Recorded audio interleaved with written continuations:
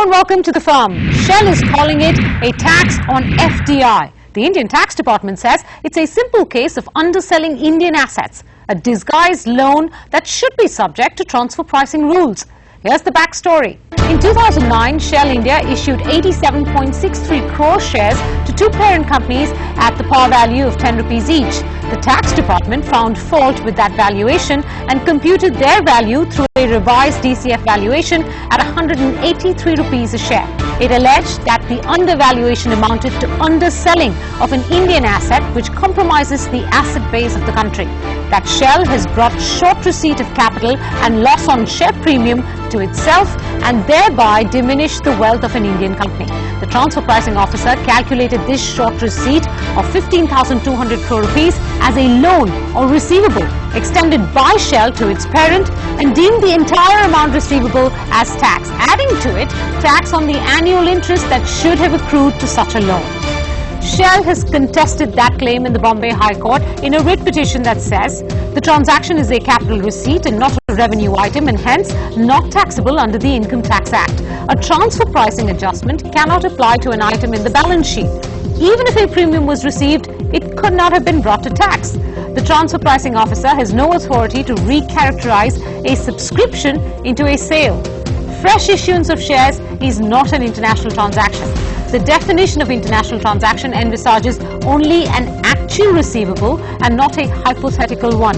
TP provisions do not provide for making secondary adjustments, that is, first consider issue of shares as an international transaction and apply arm's length pricing or ALP, and then treat the difference between the ALP and the actual price as debt accruing interest. The past few years have been littered with high-pitched transfer pricing cases, but this one is not just the most unusual, it could also potentially cost Shell 15,000 crore rupees in tax, the single largest transfer pricing case ever in India.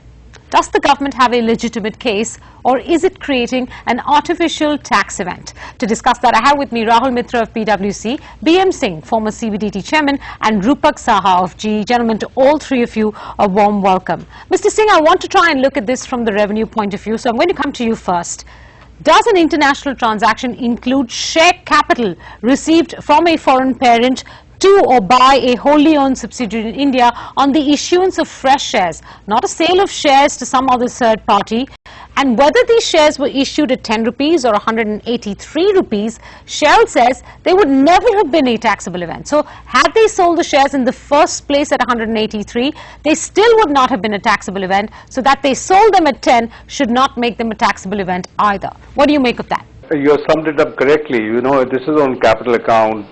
It's the sale of a share, it's a foreign direct investment, and if there was a capital gain involved in sale of certain shares, one would have thought that yes, we could step in with a TP adjustment.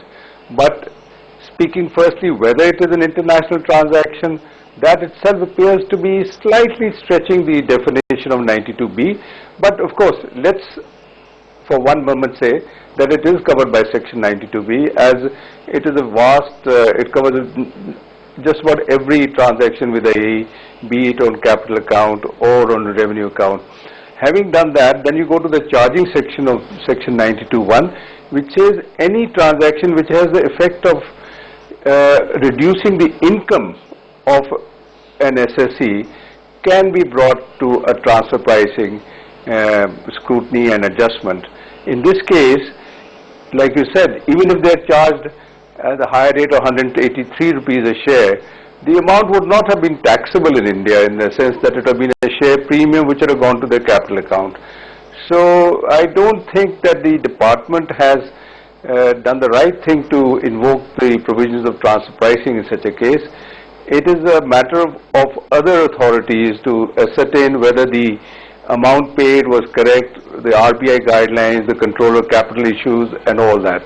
But not for the department to step in and say that, oh, this would have amounted to an underselling of an asset, therefore it is an income. Okay, even if it is an underselling of an asset, is it an income? That is what the point is. Is it income in the hands of the SSE, that is Shell India? I don't think so. Rahul Mitra, is it an income? Can that capital receipt be recharacterized as an income? Is it an international transaction based on the expanded definition of international transaction emanating from last year's budget? What do you make of those core aspects of this case? So, Menka, coming to the basic question as on the principal amount of undervaluation of shares. Now, there is no question of it being brought to tax. You know, I don't think it's required to go into the definition of international transaction or not, because transfer pricing is all about valuation of the income or the expense, but not to say as to whether a capital receipt can be a revenue receipt. So any receipt first needs to have the insignia of an income, in the first instance, and then say whether whether you have received more or less. So if I have received less than what I should have for issue of shares, maximum my share account, my capital account would have been increased without any impact on the profit and loss account. So under no stretch of imagination, whether under any expanded or restricted definition of international transaction, can the shortfall be ever taxed in the hands of the Indian company who is issuing the shares as a revenue income. Mr. Saha, how are you looking at this case, given that, at the very heart of it, the question that's been asked for several months is, can you in fact make a capital receipt a revenue item and attempt to tax it in whatever different manner or twisted manner that you try to do that, whether you try to do that by expanding the definition of international transaction, you try to do that by saying that the undervalued portion is a receivable, can you do or recharacterize a capital receipt as a revenue item? Look, I tried to look into this for quite some time, and honestly I can't find any reason which can support what the tax authorities have done, what it has. So yes, there is a capital versus revenue debate. The other issue is that, is there any benefit to either the Indian company to which the tax is levied, or for that matter even to the investee entity? I mean, who is getting any benefit from this entire transaction at all? The Indian company, if at all, it perhaps has received less money than what it should have, and therefore, if at all, it has suffered, and for its sufferance it is getting a tax bill. That's unbelievable. Let's talk about the foreign company. To start with, the foreign company never got a tax bill to start with. But even if it is argued that the foreign company made a benefit because it invested less amount of money than what it should have, the question is that the foreign company, it was 100% shareholder and it remains 100% shareholder. Now, if there were 2 or 3 shareholders, and if one shareholder received value in an Indian company for less than fair market, then perhaps one can argue that the value from the other shareholders in the Indian company passed on to the shareholder who received shares in less than fair market value. But here this is not the case. Here the shareholder in the Indian entity is 100% shareholder. So he stays at the same position before the share issue as well as after the share issue. Rahul.